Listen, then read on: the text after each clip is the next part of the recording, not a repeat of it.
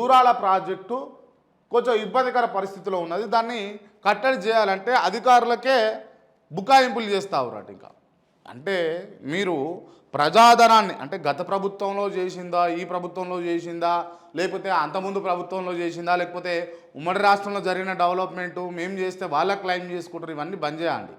ఇప్పుడు వాళ్ళు చేసింది వాళ్ళ ఇంటికి ఏం తెచ్చి పెట్టలే.